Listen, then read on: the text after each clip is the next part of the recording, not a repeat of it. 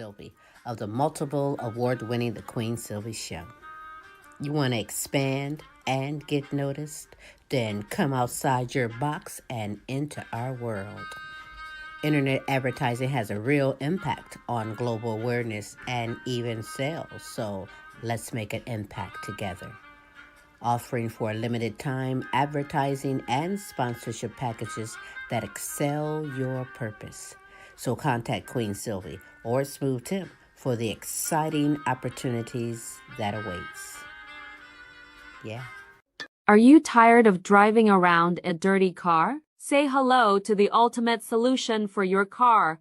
Quick Auto Detail, home, work, or wherever. Their mobile car spa will clean and shine your car anytime and anywhere. Their products are gentle on your car's paint, and they use only the highest quality materials. Book your appointment now.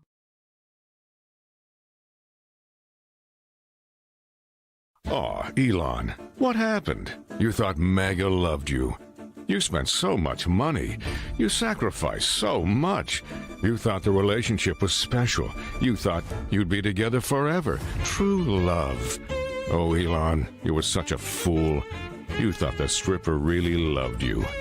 MAGA took your money and then kicked you out. Over $300 million, and all you got was that fake gold key. They're laughing at you, Elon. Elon Musk is illegal. He's got to go too. You're Elon Musk.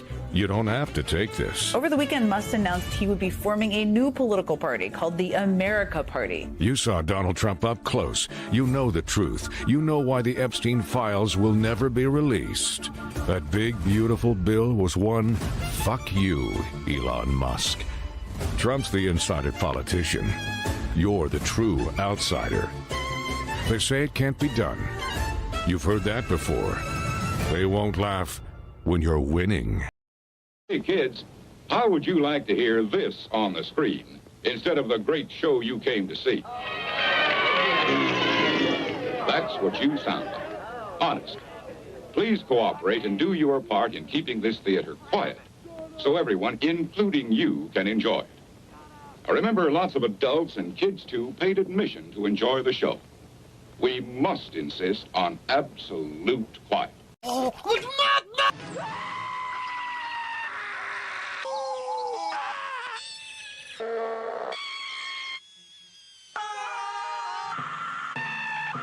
Hey guys, just got done visiting the Fed, where I put a little pressure on a man I like to call Jerome Powell. You know, people say this idiot should make the interest rates, but what does he know about business? What does he know? Cost overruns of $500 million at the Fed renovation? Take it from me as somebody who has built my own giant casino that leaves everybody bankrupt. If there's cost overruns, Jerome, just don't pay people. Ladies and gentlemen, may I have your attention, please? It's time for the final countdown. The show starts in 10, 9, 8, 7, 6, 5, 4, 3, 2, 1. Let's rock. Hey, what's happening, everybody? And thank you for dropping by and spending another hump day with me on Tim's Tidbits. I hope your weekend was going good so far. It's been pretty good coming up into this week. Hey, quick catch up on what's going on around the world.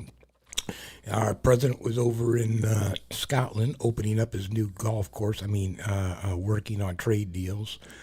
Let's see, Great Britain said that they would recognize Palestine as a state. That could make things interesting in the United Nations if they were to give up the hostages and get the regime out of that area. And hey, we'll see what happens. Let's see what else is going on around the world. Oh yeah, the trade committee from that would be, doggone it, Taiwan.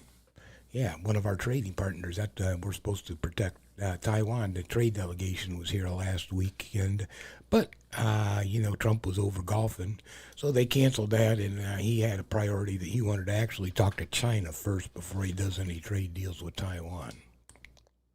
I thought we were protecting Taiwan from China. I don't know. I get confused sometimes. And another great event that's happening is now that Russia and North Korea's buddy, you can catch a direct flight now if you would care to, from Moscow to anywhere in North Korea. So I'm glad that they opened up the air travel restrictions for North Carolina and Russia to be even buddier. Anyhow, hey, before we start the show, let me shout out last week's listeners out of Poland, Africa, Ireland, France, and Australia, the United States, the United Kingdom, Mexico, Canada, and Germany. Thank you, folks, for dropping on in. Hey, let's get right to it because we got a pretty filled up show today. And you know that there's a lot of things going around, and I played a real quick clip of that about what's going on with the Epstein files.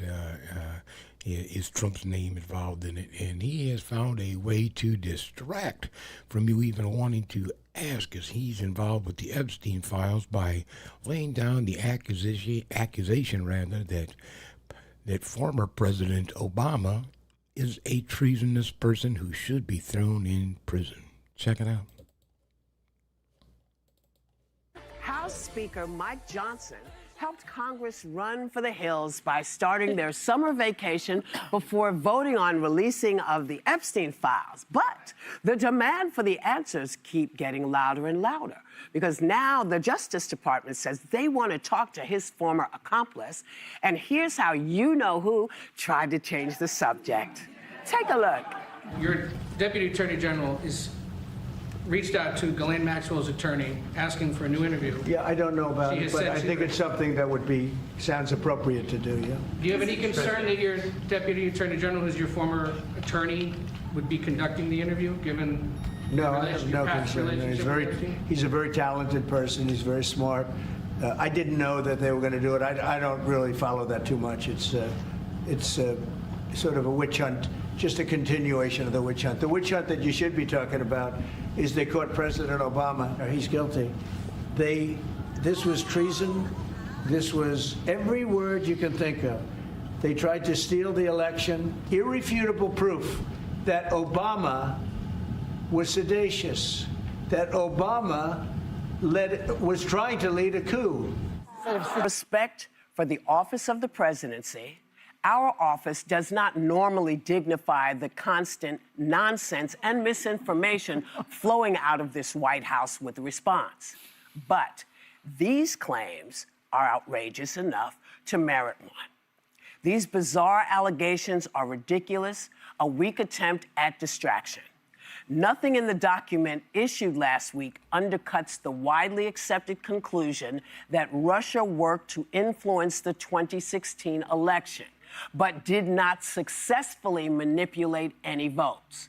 These findings were affirmed in a 2020 report by the bipartisan Senate Intelligence Committee, led by then-Chairman Marco Rubio. Interesting, huh?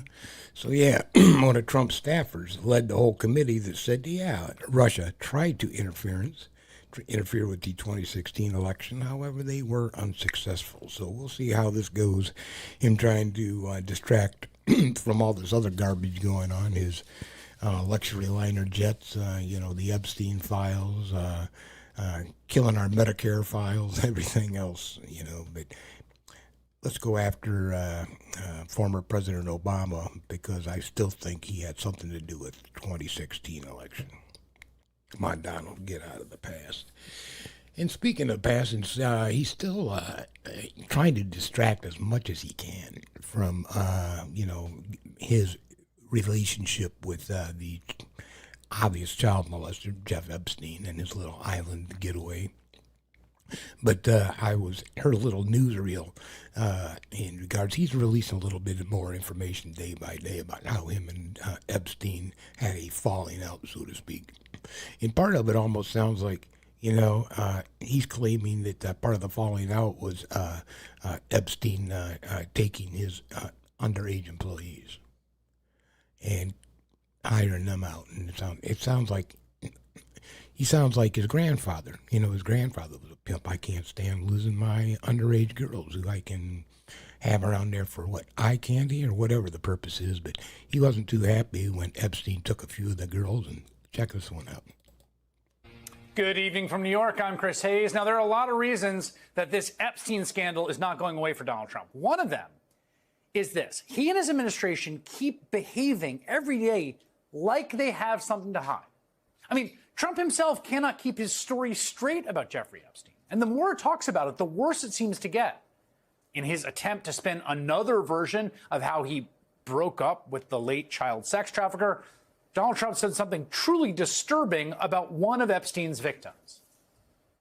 That's such old history, very easy to explain, but I don't want to waste your time by explaining it. But for years, I wouldn't talk to Jeffrey Epstein. I wouldn't talk because he did something that was inappropriate. He hired help. And I said, don't ever do that again. He stole people that worked for me. I said, don't ever do that again. He did it again. And I threw him out of the place, persona non grata. I threw him out, and that was it. I'm glad I did, if you want to know the truth. So that was Trump yesterday at his Scotland golf resort, which, by the way, he's promoting flying there on the taxpayer dime, saying he stole people that worked for me.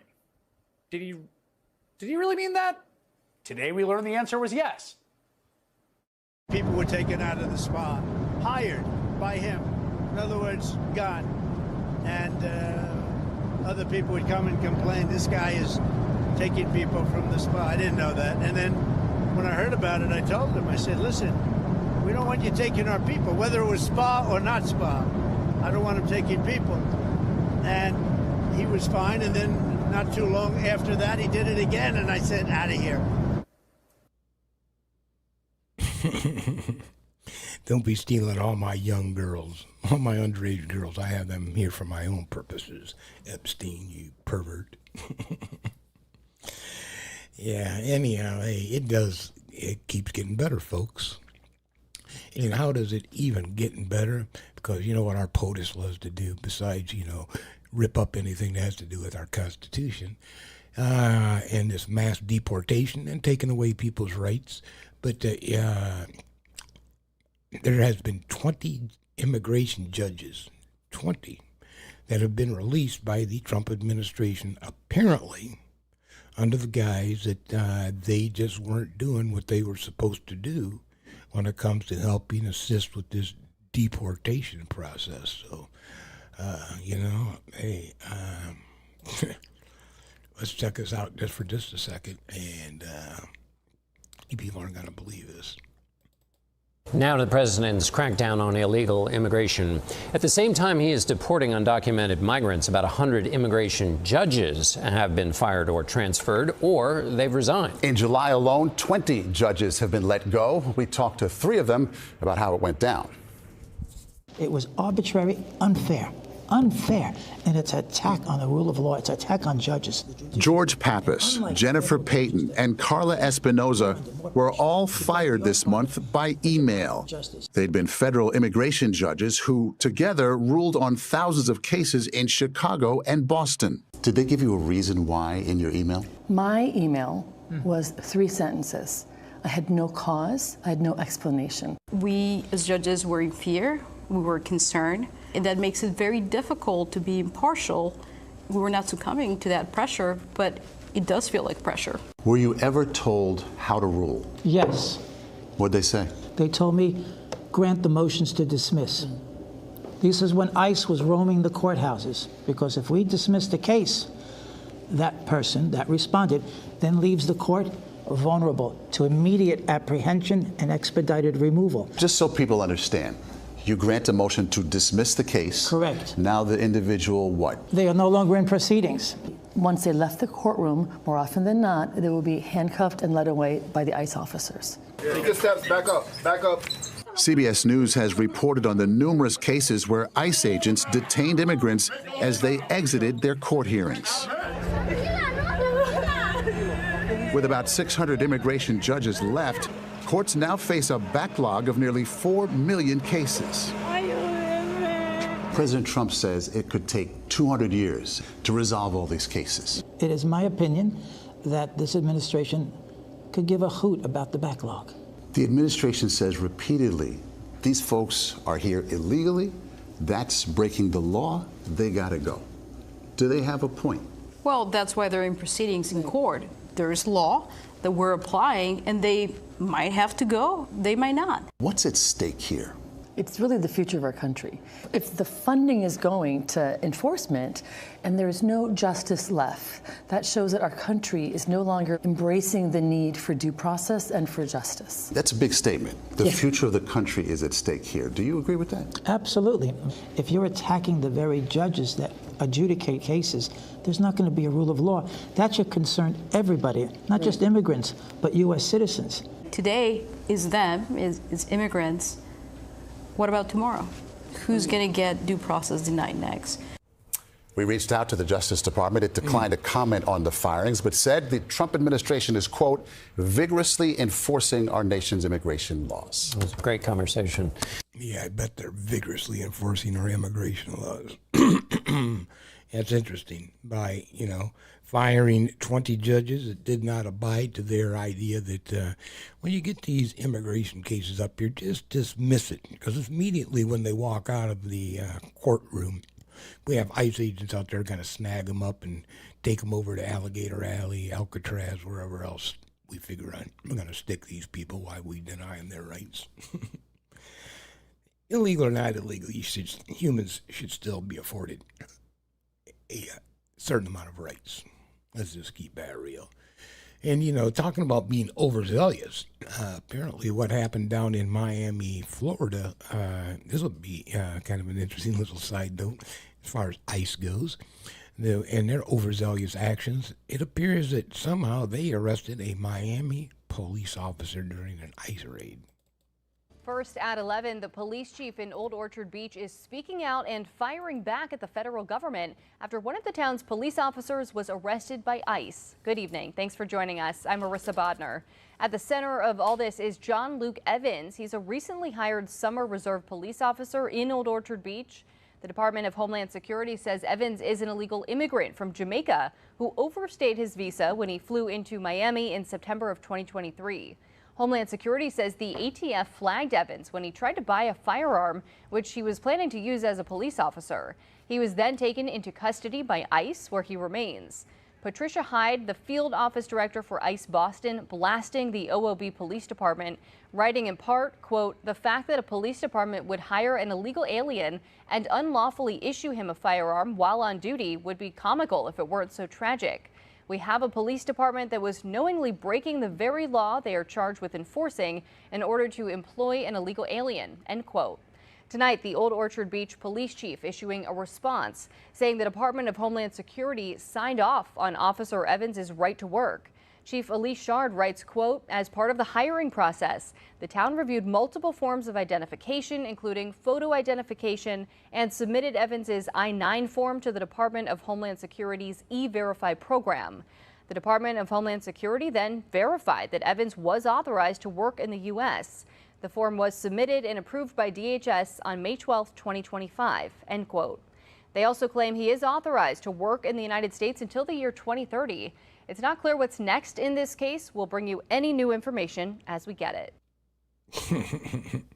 So you got the one side saying, yeah, he's an illegal alien, never should have been here. He exceeded his visa, tried to purchase an illegal firearm, and then all along, he's been vetted.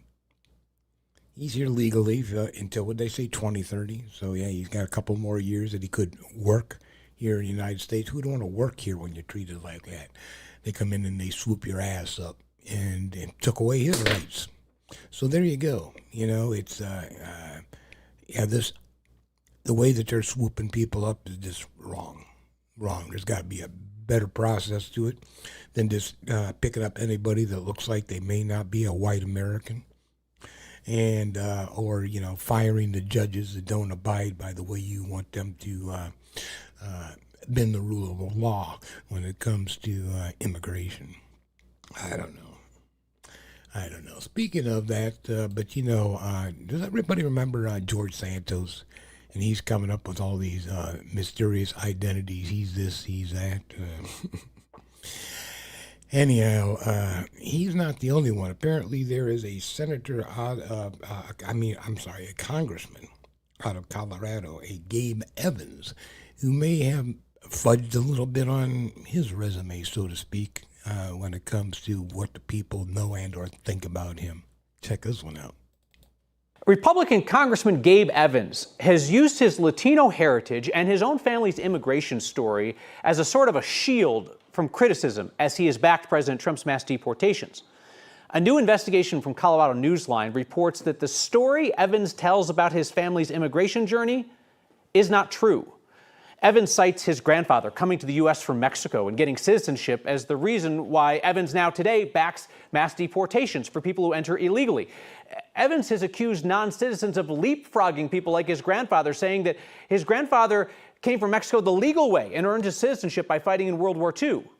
Well, Colorado Newsline went and found the receipts, immigration documents from the 1940s, indicating that Congressman Evans' grandfather entered the country illegally as a child and was even later arrested on a burglary charge and an immigration violation. By Evans' stated standards, his grandfather is the kind of immigrant who he wants to deport. Even the military service in return for citizenship claim is questioned. Newsline reports that Evans' grandfather only became a naturalized citizen after the U.S. stopped requiring proof of lawful entry. Evans' team told Newsline that immigrating, quote, the right way doesn't, quote, necessarily mean something that is 100% perfectly legal. Evans' team did not respond to our questions. You can find a link to the full lengthy Newsline investigation on the next social media pages and on the recommendation section of 9news.com. Interesting, huh? So he can go up there on a lie. Again, George Santos. He went to this university, that university, what he is. Was he Muslim at one time or some garbage? I can't remember what it was. But anyhow, some of these people that we have in office, the majority of these people that we have in office are totally full of shit. And they will lie right to your face. It doesn't matter where they're from. We even have, I'm ashamed to say, I'm an Ohio boy, from northern Ohio, thank God. But we have a little individual from down in southern Ohio, calls himself an Appalachian, and he happens to be our vice president. And, he was in Canton, Ohio, was it? I believe, over the weekend, giving a little speech about the necessity for strengthening the, law enforcement presence within our cities in the United States. And he called out a couple of Ohio cities dogging about Columbus, Akron, and he was saying, how people don't feel safe walking down the streets, but the police chiefs responded a little bit different than what J.D. laid out in his speech. Hard to believe an Ohio boy would dog his Ohio law enforcement buddies. Changes to Medicaid that could leave hundreds of thousands of Ohioans without health insurance was a topic brought up today during Vice President J.D. Vance's visit home to Ohio. He stopped in Canton to tout the big, beautiful bill at steelmaker Metallus and how he says it could spur U.S. production. But others point out it also adds work requirements for certain Medicaid recipients. But when asked today, Vance said the goal of the Trump administration is to protect people's health care as long as they're working hard and playing by the rules. The vice president was also asked about a recent brawl at a festival in downtown Cincinnati, and he said we've had too much lawlessness on the streets of American cities. How many of you all have wanted to go to downtown Akron or downtown Canton or downtown Columbus for a meal, but you're worried because the local authorities in these big cities have allowed lawlessness to run wild? We have got to make great American cities safe again. Once again.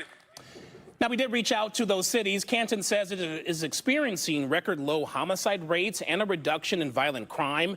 And Akron pointed out that it has hosted dozens of events downtown this summer safely. Oh, okay. So Akron and Canton would like to respond to J.D. Vance. You're full of shit. We knew that, though. Anyhow, speaking of being full of shit, does everybody remember what was that? Has it been 2 months ago that the government or the government, I guess it would be, of Qatar gifted Trump that huge $1 billion jet, right? What is it, $40 billion jet or some crazy ass shit? And we know that, part of the debate was you never really should take a gift from a foreign king dictator. And the other part of it is it's going to need a shitload of upgrades. We know this. And, how's that going to be put on to the taxpayers? And you know what? They're not going to necessarily put it on the taxpayers. Well, they are, but they've kind of find a way to manipulate it around so you don't know how many billions they're spending upgrading this Qatar jet. I want to talk about planes, power, and priorities. Defense Secretary Pete Hegseth just found nearly $1 billion, $934 million to be exact, hidden deep in the Pentagon couch cushions. That money was supposed to fund the Sentinel project, a $77.7 billion modernization project for America's aging nuclear missile system. Instead, it's being rerouted to a classified project.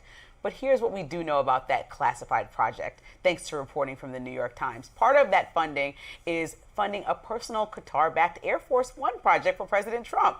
Yes, you heard that right. Remember that Boeing 747-8 plane that Qatari royal family donated to Trump earlier this year? Well, it's now being retrofitted for the commander-in-chief. The Air Force Secretary estimates the job will cost less than $400 million. That's a quote. But aviation experts and engineers say that number is optimistic at best. NBC News reported the actual cost could climb north of $1 billion, possibly more, especially since the aircraft needs to be stripped nearly entirely to the studs to install encrypted communications, harden defenses, and protect against cyber and physical threats. And the kicker, this plane probably won't even be used for long. President Trump says it will eventually be housed at his yet-to-be-built presidential library after he leaves office in 2029. That library, by the way, is shaping up to be quite monumental to Trump's legal and financial battles. He's already received two settlements, one from Disney, another from Paramount, totaling $32 million to fund it.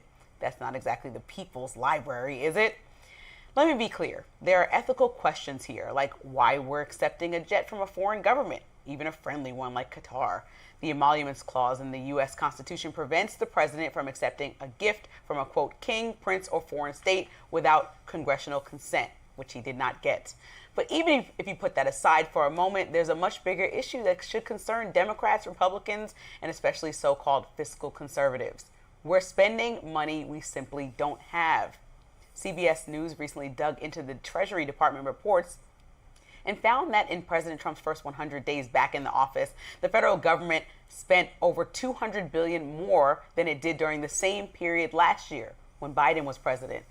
We're spending more day to day than we ever have in the past 9 or 10 years. The only year that beats this one, 2021. And why? Because it was the height of the pandemic when we were all trying to avoid a full-blown economic collapse. And just this month, the president signed what he called a big, beautiful bill into law. But beautiful for whom exactly? Because the nonpartisan Congressional Budget Office says that's going to add $3.4 trillion to the national debt over the next decade.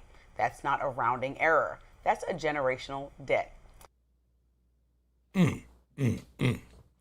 Okay, so yeah, now we're able to redirect some money so that you don't know how much it really does cost for you to upgrade that Qatar jet so that it meets the standards to be able to transport the President of the United States. But the real kicker is, once he leaves office, he's going to take that and it's going to be property of the Trump Presidential Library. You make sense of it because I can't. Anyhow, hey, we talked a little bit about, what's going on in Israel with Gaza, and it's probably time to take a little bit of a history lesson. How did all this shit even start? And we touched a little bit on it last week when Joe Rogan, I played a clip from Joe Rogan talking about what happened in the 47, 48, when they were the idea of the development of the state of Israel came into mind. And let me bring you back to 1948, give you a quick little history lesson so you get an idea of what's been going on for 75 years, mind you. And somehow we think we're going to make a little bit of difference. I don't know, folks. I just don't know. Here's a quick history lesson of how did all this even start? On November 29th, 1947, after a hotly contested debate, the United Nations decided to partition British-ruled Palestine into two separate states, one for the Jews and one for the Arabs. After 2,000 years of exile and a mere 3 years after the Holocaust, the Jews would once again be a free nation in their ancient homeland. But having a claim to land was one thing. Being able to keep it was another. The Jews were euphoric, but the Arabs were enraged. They swore to destroy the Jewish state before it could even be born. Arab armies supplied with tanks, guns, and planes by Britain and France were poised to attack the Jewish forces who were only lightly armed. It will be a war of annihilation, declared Azam Pasha, Secretary General of the Arab League. And the threat was not idle. The war can be broken down into 4 phases. The first phase began immediately after the UN Partition Resolution in November 1947. Palestinian Arabs and irregulars from Syria, Lebanon, and Gaza attacked Jewish settlements. Arab forces also laid siege to Jerusalem, depriving 100,000 Jews of food and water. Repeated Jewish attempts to break the siege were repulsed. The situation was desperate. While frantically trying to procure weapons from abroad, Zionist leader David Ben-Gurion, fearful that the world would retreat from the partition resolution, refrained from ordering a counteroffensive. But the Arab attacks proved too devastating, forcing the Jews to strike back. In brutal battles, the Jews scored victories in Haifa, Safed, Jaffa, and Tiberias. Assuming these defeats were only temporary, tens of thousands of Arabs fled to neighboring states.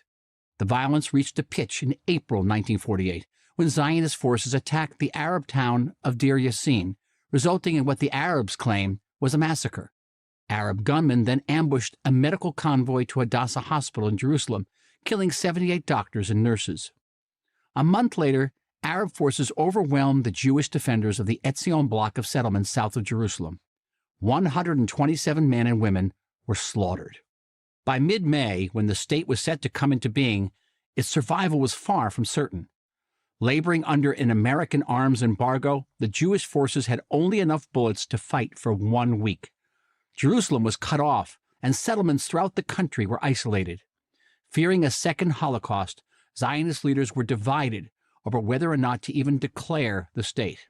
Nevertheless, on Friday, May 14th, Ben-Gurion entered the Tel Aviv Art Museum, chosen because its thick walls could withstand an anticipated Arab air attack, and there he proclaimed the independence of the reborn Jewish state to be known as the State of Israel.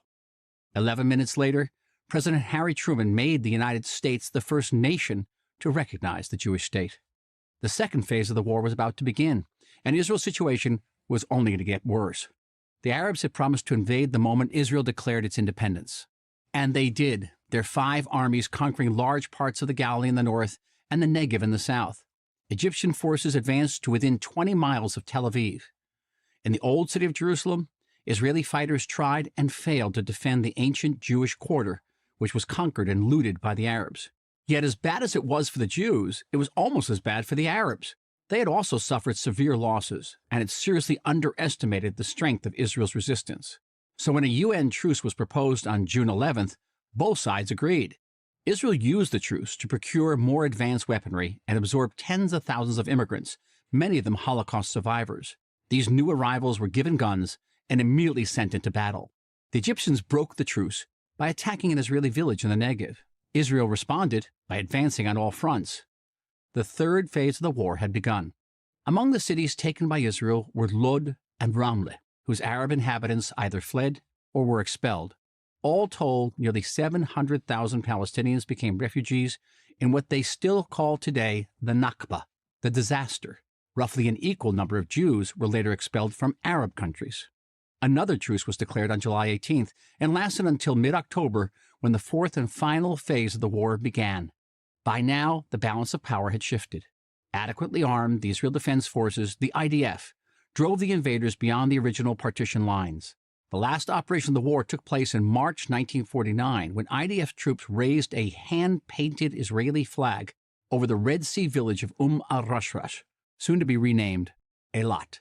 Israel's War of Independence ended with armistice agreements negotiated by American diplomat Ralph Bunche.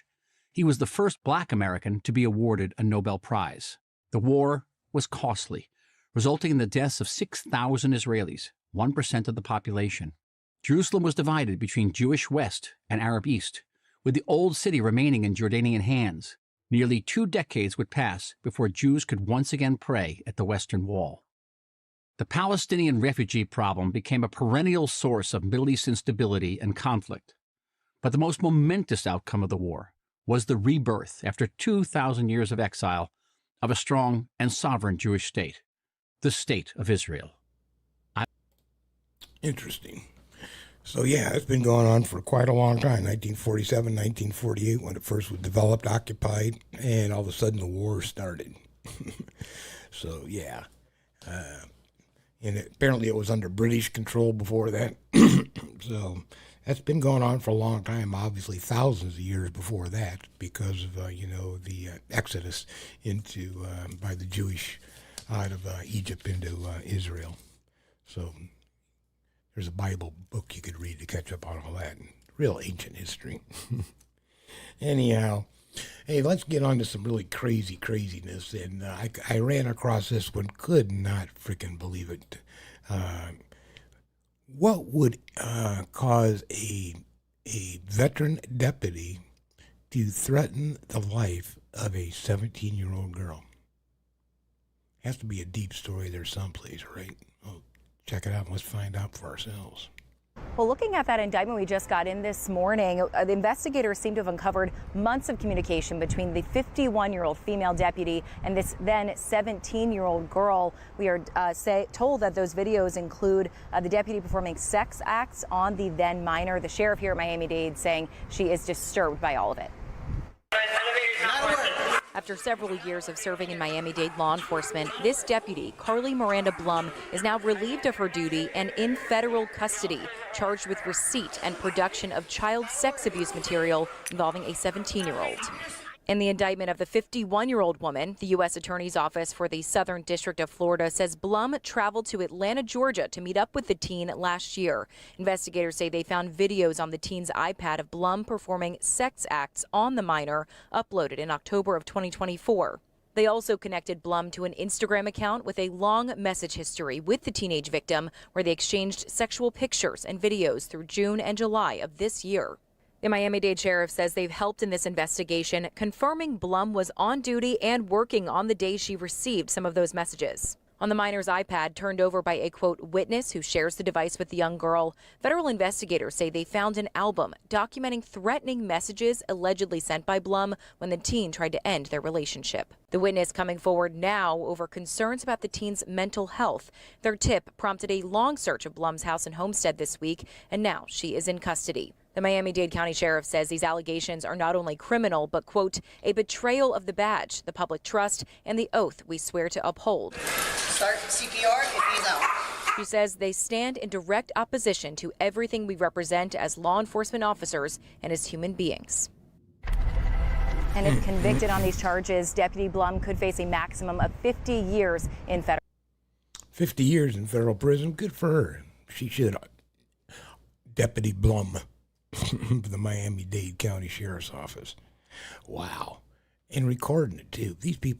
Some people are just sick. And, yeah, she deserves 50 years plus. Let's go move on a little bit, because I get away from some of the disgusting stuff. Maybe move into some more disgusting stuff, as a matter of fact. Because another one of these things that, you know what, inquiring minds want to know. They seriously do. And what do you want to know? You ever see those semi-trucks that are parked alongside, they could be in, parking lots and stuff, and you may have gotten a flyer in the mail a day or two prior that there's a semi-truckload sale of meat coming, and you could get a serious discount on your hamburger, your sirloin steaks, anything else. But have you ever wondered really what is that really steak? Is that really beef, or is it mystery meat? People line up for it. Parking lot meat sold from the back of trucks across Florida. But is it a good deal? And what are people actually getting? The whole piece of meat was gray and just very gross looking. After consumers complained, Action 9 went looking for answers. What's the best way for people to get their money back if they're unsatisfied? Exciting, enticing. Oh my goodness, they're going ham. At times, downright silly. Kinston Farms uses social media to lure people in, and specials like 20 ribeyes for $39 work. People line up for the bargain, stay for the sales pitch, and some walk away with big boxes of meat. Check it out, our photographer, Octavio, stood in line, heard the sales pitch, and bought a pack of ribeyes. I got us some steaks. They're like thin sliced. They're labeled as boneless beef ribeye steaks, mechanically tenderized. They contain a number of other ingredients. We asked Dr. Kevin Murphy from UCF's Rosen College of Hospitality Management to take a look. A funny red color to it, which probably is indicative of the plum juice. Dr. Murphy is a certified executive chef. He used to own a chop house. All meat in the U.S. has to be USDA inspected. USDA inspected means it's checked for wholesomeness, that it's safe to eat. But producers can pay to have the meat graded for quality. Meat graded prime is the best, followed by choice, all the way down to canner grade. That's often used in dog food. The Kinston farm meat we bought is ungraded. And what if you're buying meat that's ungraded? What does that mean? So that means it's, I'll use the term mystery meat. You have no idea what you're getting in this situation. And in case you're wondering, we paid $39.99 for this 70-ounce box of meat. Plus, they charged us an 11% event fee, whatever that is. So it came out to around $10.15 a pound. The public steak was $13.99 a pound. I also reached out to Kinston Farms, which is based in Alabama, through its Facebook, as their website suggests, and also by phone. So far, I haven't heard back. I don't think so, Tim. No. I'm not going to buy some street meat, mystery meat, whatever the hell that is. And what did they say they had that juice in there, plum juice? Maybe to give it that red look, get it away from the brown look, give it a red look so it doesn't look so disgusting. Who knows? Wow. Anyhow, FYI, for your information, brought to you by Tim's Tidbits. I would avoid the street meat sales in the semi-trucks. And I'm with that other guy. What's the 11% event fee tax? That's kind of strange. Anyhow, hey, let's get up on something. We could be considered bad, good. You know how we're always catching the cops doing something, whether they're grabbing somebody out of the car, throwing them on the ground, who knows what. I got another video I got to share with you guys. You're not going to believe this. What you're seeing now is disturbing new video released today of Chicago police officers appearing to handle a situation non-violently. Hey there, how you doing? Body cam footage obtained exclusively by ONN captured what began as a routine traffic stop before turning into something far more shocking. You can put your hands down, sir. Real quick, can I get your license and your registration, my friend? Officers can be seen approaching the vehicle before issuing the driver a warning for a broken taillight, letting him go without even so much as drawing their firearms. Sir, just do me a favor and get that fixed up as soon as possible, all right? Hey, you take care. Drive safe. Cameron Howard, who was seen in the video not being brutalized, says he was stunned. I just never imagined anyone would ever be treated that way by the police, especially not someone like me. While these types of incidents make up less than half of 1% of police interactions, law enforcement officials are assuring the public they do not expect anything like this to ever happen again. When you wear that badge, put on that uniform, There are certain standards and expectations that come with it. This is not who we are. According to police, the officers in question have been suspended indefinitely and will now be required to attend extensive combat escalation training before they are put back on patrol. Coming up next, it's becoming an annual tradition for many. We'll have more on the record crowds pouring into Ohio's annual opioid festival. Oh, I didn't even realize we had an annual opioid festival. Interesting. Anyhow, there you go. And they got suspended for that shit, too. Good thing, being nice to somebody. Letting them off with a warning. Come on now. Degrading the whole idea how police should behave. Anyhow, hey, let's move on to a different part of the show. And I wanted to share this with you. You know how, let's call them algorithms. And it really doesn't matter what social media platform you're on, whether it be, YouTube, Facebook, X, Twitter, whatever, you might be utilizing your posts. These particular apps utilize algorithms so that they know your interests and your disinterests, what you pause on to look at, for more than a millisecond, and all of a sudden those little things register. So consequently, you're getting pumped full of, what could be positive information, what could be misinformation. And here's a little quip I got from Jon Stewart off of his show in regards to, are you being brainwashed, manipulated by your social media feeds? The one place the right will unequivocally protect free speech is the one place where the speech isn't actually free. Algorithms. It's speech incentivized for engagement and profit. It's manipulated.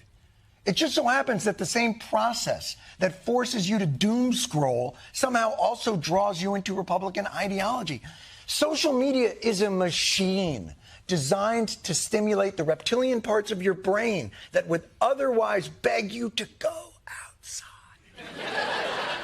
It's like being impressed that casinos give out free food. It's not free. Social media isn't the town square open forum of ideas. It's got a plan. In the summer of 2019, Facebook created a fake account for a 41-year-old mom. They called her Carol Smith. Carol started off by liking a few popular conservative Facebook pages, but quickly, Facebook began dragging her down a rabbit hole of misinformation. By week 3, Carol's feed had become, quote, a constant flow of misleading and polarizing content. Now, Carol Smith is a completely fictional character, and yet her children have stopped talking to her. Social media isn't the same as free speech. Social media is free speech in the way that Doritos are food. It's ultra-processed. It's designed in laboratories. It's the same mechanism that somehow convinced you that you should eat a 50-story skyscraper of potato-ish. Hey, and that's serious, folks. Your news feeds coming off of your social media platforms are tailor-fit to you, depending upon, what you scrolled on, what you stopped on. You don't necessarily have to click on it. That algorithm knows that you paused just for that millisecond to look at what is this all about. So just be aware. Everything you do is being monitored, hence they're able to telefit or retrofit rather your news feed, your advertisements, and your friends list. You'll see that you may have 5,000 friends. However, you're only getting the feed off of maybe 30 friends. Ask yourself why that is. In any regards, let's move on to another part of the show that I like to call Dude, seriously. What the fuck? And this is just another what the fuck moment, just to let you know that, yes, folks, indeed, racism is still alive and well in good old America. So I'm driving down the freeway yesterday, and I come up on this truck. It caught my eye because of all the flags, right? And it wasn't until I got a little closer I realized what was hanging on the back. And I'm I'm like, am I really seeing what I'm seeing in this day and time?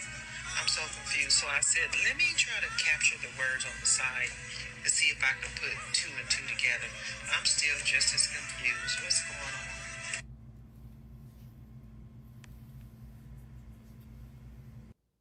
Yeah, I'm confused myself. That was apparently a depiction of a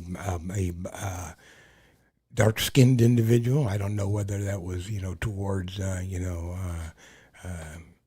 immigrants coming out of the Middle East, coming out of Afro-Americans. I have no idea, but I didn't quite get the garbage that he had on the side of it. But obviously, he was a hater rolling on down the street, advertisement. I guess it depends on, freedom of speech is an interesting thing. And I guess it all depends on, what your ideals are out there that you're promoting, whether local law enforcement, this administration supports it and or not. I don't know, folks. Anyhow, hey, let's move on to another part of the show that is always kind of interesting, and that is who is going to get this week's Asshole Merit Badge. I have two candidates this week, and I'll let you pick and choose. But this first candidate is a individual who took his dog out into the middle of the ocean, almost, it seems, with the intent of drowning it. New body cam video this evening tied to an arrest that's got a lot of people fired up. For the first time, an up-close look at what happened on Miami Beach through the eyes of Ocean Rescue as they confront a man accused of dragging his dog in the ocean. And NBC6's Shanae Amara is live for us in the studio to walk us through what happened, Shanae. Hey, ladies. Yeah, and first, I want to start with this video here because for months we've seen the social media clips posted by Only in Dade sparking this outrage. And now we know how it all went down from the moment Ocean Rescue hit the sand and a dog was saved. That's Ocean Rescue racing down the beach on a mission that they spot right away. A man in the ocean holding a dog by the collar, surrounded by people pushing him toward the shore. He's yelling, agitated, and still clutching that dog's collar as Ocean Rescue moves in. It's not easy as they struggle working to separate the two, but finally they get that dog away. Put your hand behind your back. Put your hand behind your back. Body cam video shows officers taking him to the ground, face pressed to the sand, and within seconds, he's in cuffs.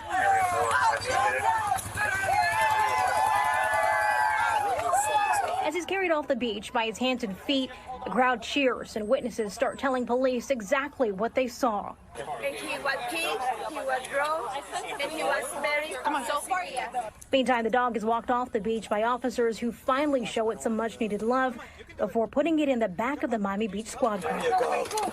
Good. All right. Okay. Now, police identified that man as Yurko Mendoza Patino. He was hit with 4 charges, including animal cruelty and disorderly conduct, and the dog was taken into protective custody, and the dog is now safe. Jackie. Good. Glad that. I don't know what he was thinking. Whether he was taking the dog out for a swim, whether he was intending on drowning the dog, I don't know what the hell he was doing, but it's obvious that, a dog is not designed to be out there in the surf. And it's an easy way to seriously harm, injure, and or kill your dog. I'm glad that they responded to that. Anyhow, speaking of getting seriously injured, and this next video shows a lady who was got injured in the process of taking a DUI test. So she was obviously on a breathalyzer in this video that I'll show you. And the administering deputy just was not happy with her behavior.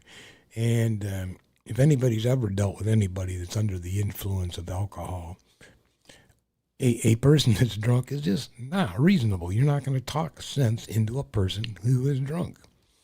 And apparently this guy, even though this is what he does as a professional job, couldn't handle it, and he's a winner of one of these Asshole of the Week merit badges. Congratulations.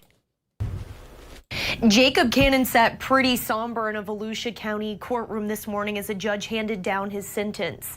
Now the man who has put many people behind bars will remain in a jail cell himself. Mr. Cannon, would you please stand up with your attorneys? I'm going to sentence you to 6 months county jail. That's going to be followed by 2 years of probation. And with that, former Ormond Beach police officer Jacob Cannon will remain at the Volusia County Jail.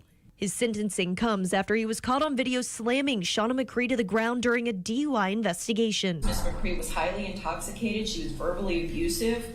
But that's your job in law enforcement, to deal with all sorts of people. The video showed Cannon violently throw McCree down after she refused to sit. The gash on her forehead required 7 stitches. It's glaringly obvious, and that's something she's going to have to live with unless she gets plastic surgery to get rid of it. But it's red, it's raised a bit, and it's readily available to anybody who looks at her, readily visible. Cannon pleaded no contest to felony battery on Friday. Ormond Beach Police Chief Jesse Godfrey stated that Cannon's actions do not represent the department. He said Cannon violated 8 department rules, including the use of excessive force. Following the incident, Cannon was placed on administrative leave and later resigned before turning himself in on the felony battery charge. Felony battery. Yeah, I mean, come on, that's ridiculous. Yeah, there is no way that a law enforcement officer should lose control like that. Rather, when you're dealing with a subject who is inebriated. And also, what are you going to do if the individual may have some type of mental disability that they're not able to follow your directions? So deservingly so, you got nominated for one of this week's assholes. Anyhow, hey, we are out of here, folks. I sincerely appreciate you tuning on in, and I hope I maybe enlightened you on a few things that you didn't catch on the news this week, or maybe enlightened you on the things that you did not know what's going on really behind the scenes. But whatever, all I say is, anytime we get some information, even the information I provided to you, fact check some of this information, look back and forth, and don't just get one side, because there's always 2 sides to every story, and usually both parties are wrong. But in this case, I'm right to get on out of here, and I'm right to tell you to enjoy the rest of your Wednesday evening. And until next week, peace, love.